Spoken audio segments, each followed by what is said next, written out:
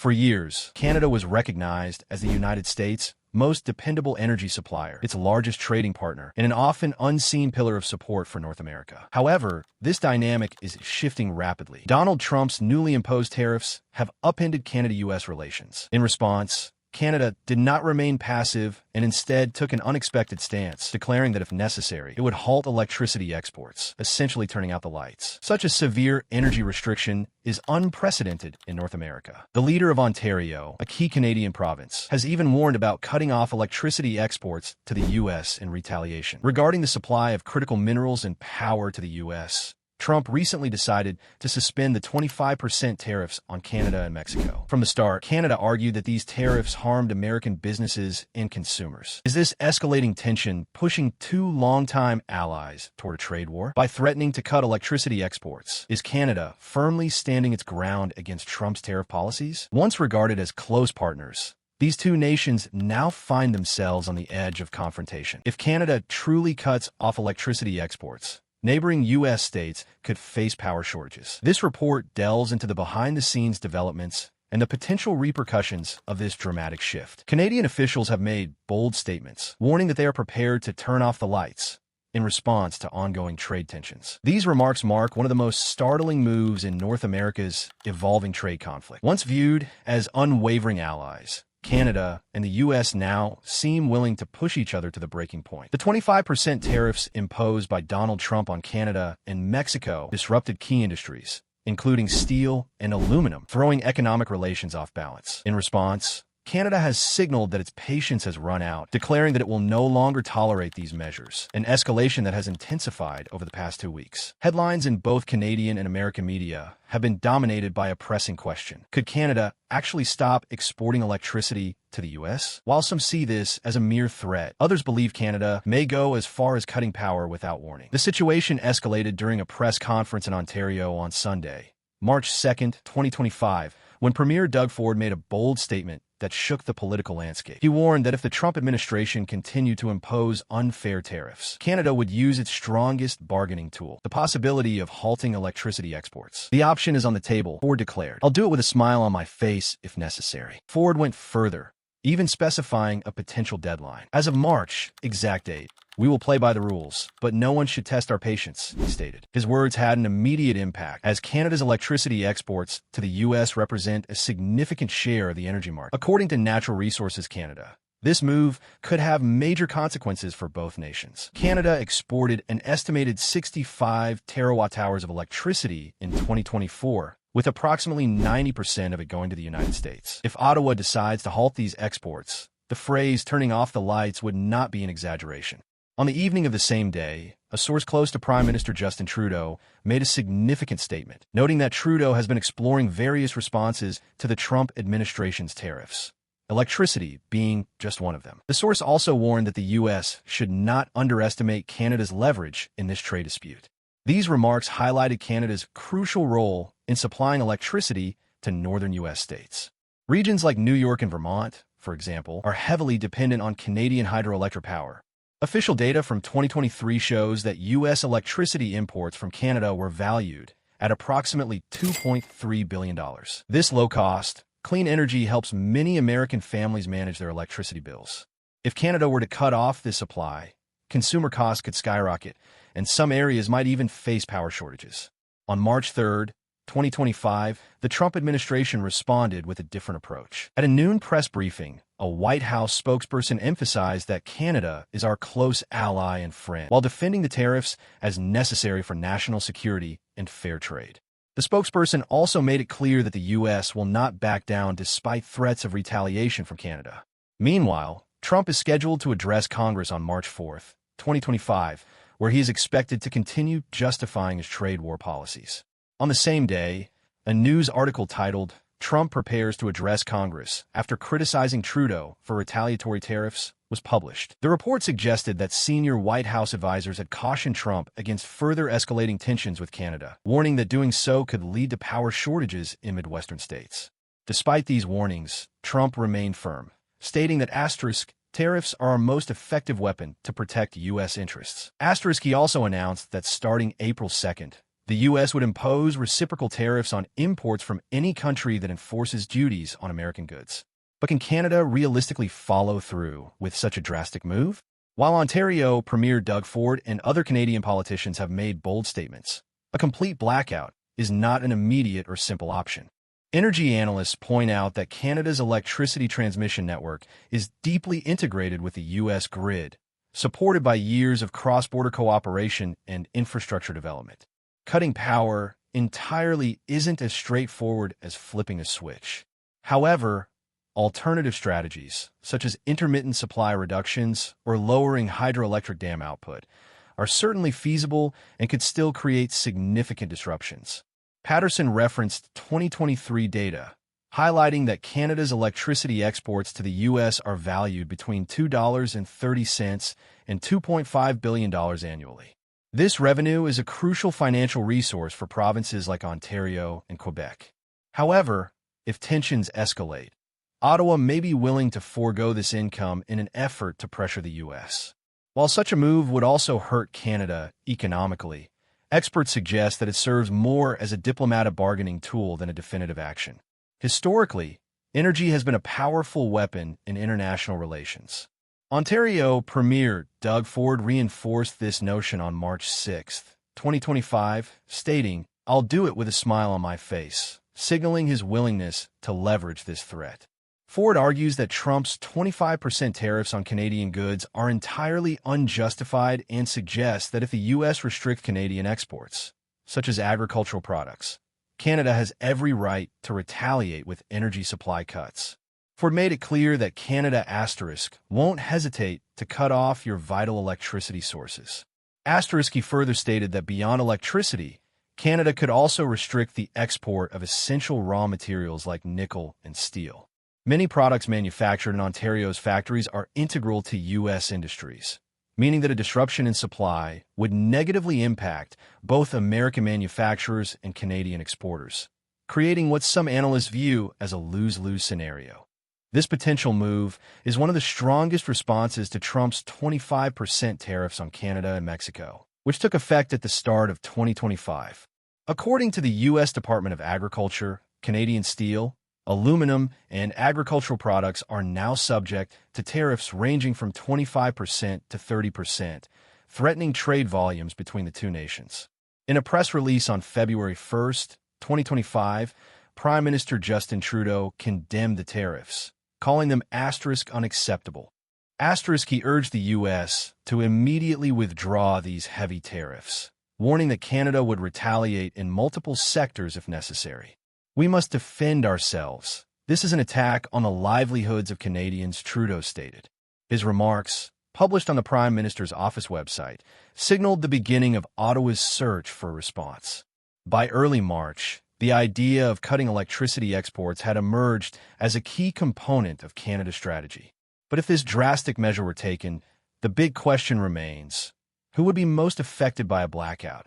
If Canada halts energy exports, nearly every region of the U.S. would feel the impact, especially in terms of fuel supply and electricity costs. Oil refineries in the Midwest and Great Lakes region depend on Canadian crude to produce gasoline, jet fuel, and diesel. In 2023, the U.S. imported 1.4 million barrels of Canadian crude daily, accounting for more than half of its total daily imports of 2.4 million barrels. States like Maine, which lack access to alternative regional energy sources, could see electricity costs surge by as much as $200 million per state. Vermont, for example, has an agreement with Hydro-Quebec to receive 25% of its electricity needs through 2038, while New York has a similar deal extending until 2030. If Ford's threats materialize, these agreements could collapse, forcing much of the Northeast to scramble for new energy sources. Canada-U.S. electricity trade has long been a crucial component of North American energy security. According to the latest statistics, approximately 60 to 65 terawatt-hours of electricity flowed from Canada to the U.S. in 2024. The revenue generated from this trade allows Canada to continue investing in its hydroelectric infrastructure, making any disruption a significant economic and political decision. The U.S. benefits from Canada's cheaper and cleaner energy, with Quebec supplying much of New England through its vast hydroelectric plants and Ontario occasionally providing electricity to states like New York and Michigan. However, political tensions now threaten this long-standing energy cooperation. While a full blackout is unlikely in the short term, even moderate reductions, such as having exports or periodic cutbacks, could be enough to drive up electricity costs for American consumers. This price increase could be politically damaging for Trump, as rising utility bills could frustrate the very voters he aims to appeal to. Canada may be leveraging this pressure to push Trump into reconsidering his stance. On the U.S. side, officials have dismissed Canada's threats, with some Republican senators stating, "it's nobody's place to de-energize our country." They emphasize that the U.S. and Canada have maintained a treaty of friendship for many years, warning that an economic conflict would be harmful to both nations. However, they defended the tariffs as a matter of national security, a justification that many Canadians view with skepticism. Canada has questioned the fairness of its trade relationship with the U.S., pointing out that despite being allies, significant trade barriers have been imposed. This rising tension has fueled debates in the U.S. media over whether Canada could actually keep the U.S. in the dark by cutting electricity exports. For nearly 6 decades, the two countries have shared a deeply interconnected energy relationship. According to Canada's official data, the northern border is linked by more than 35 major electricity transmission lines and 70 oil and gas pipelines, making it the most closely integrated energy network in the world. In 2021, Canada's energy exports to the U.S. were valued at $112 billion, while the U.S. sent $25 billion in energy to Canada in 2024. Canada remains the dominant supplier of American crude oil, accounting for 62% of U.S. crude imports. Beyond oil, Canada also exports hydroelectric power, natural gas, and other fossil fuels, making its energy resources vital to the U.S. economy. According to the Center for Strategic and International Studies, the U.S.-Canada energy relationship goes beyond simple commodity trade, touching on shared economic, security, and environmental interests. While these priorities don't always align, all 50 U.S. states benefit in some way from this cross-border energy exchange. So what's driving Trump's dispute with Canada? Some argue that his animosity is personal, pointing to past business failures in the country, such as a Toronto hotel that liquidated in 2016 and a Vancouver project that collapsed in 2017, both of which became hotspots for protests. Others highlight his rocky relationship with Prime Minister Justin Trudeau, recalling incidents like Trump calling Trudeau very dishonest and weak after a 2018 G7 summit, or accusing him of hypocrisy when footage surfaced of Trudeau seemingly mocking him at a NATO meeting. However, beyond personal grievances, Trump's stance may be more strategic. Rather than viewing Canada as America's closest ally, he reportedly sees it as just another country taking economic advantage of the U.S. His goal appears to be renegotiating agreements in favor of an America-first approach, using Washington's economic influence to pressure Ottawa into concessions. The article also raises concerns about how Trump's trade war with Canada could impact everyday Americans. If Canada were to cut electricity exports, housing prices and factory production costs, especially in northern states, could surge. While backup energy sources could be activated, these alternatives would likely be more expensive. Trump, however, remains committed to his tariff policies. In his March 4, 2025 address to Congress, sources suggest he will claim that tariffs have revitalized American industry and that the U.S. will not bow down to anyone.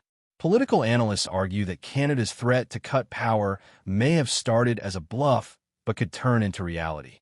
While Canada relies heavily on trade with the U.S., it may be willing to take an economic hit to maintain its leverage and dignity. Economists warn that this situation could lead to a lose-lose outcome.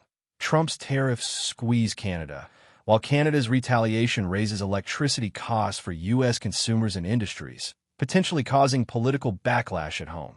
The escalating trade tensions between the U.S., Canada, and Mexico highlight the fragile balance of North American economic relations. As Trump pushes forward with 25% tariffs, Canada and Mexico appear to be leveraging their strongest assets, energy and agriculture/automotive supply chains, respectively, in response. Analysts suggest that Canada's potential electricity export restrictions could disrupt the U.S. electorate, forcing political compromise. Meanwhile, Mexico's ability to impact agriculture and auto parts production adds another layer of uncertainty. If the U.S. continues to escalate tensions with both neighbors, the effects could ripple through supply chains, production networks, and consumer prices. While Trump maintains that trade wars are easy to win, Canada's resistance, despite the economic risks, suggests that it is willing to absorb some losses to ensure the U.S. feels the consequences as well. The idea of Canada fully turning out the lights on the U.S. may seem extreme, but experts argue that strategic supply reductions or policy shifts could still make a significant impact. Ultimately, the situation remains volatile, with both sides weighing their next moves carefully. It sounds like this is part of a political analysis, possibly from a news video or article. The trade standoff between the U.S. and Canada, driven by Trump's tariffs and Ford's energy threats, has escalated to a point where both sides risk economic losses. If Canada were to limit energy exports, the impact could be severe for certain U.S. states, but also costly for Canadian provinces like Ontario and Quebec, which rely on energy sales. Meanwhile, Trump's stance remains firm, arguing that tariffs protect American industries, though rising costs for consumers and manufacturers could create political pushback. The big question is whether this will force a compromise or if both sides will dig in, risking broader economic consequences. What's your take? Do you think Canada will actually restrict power exports? Or is this just a bluff to pressure the U.S. into negotiations? I hope you enjoyed this video. Don't forget to like this video and subscribe to this channel, and I'll see you all in the next one.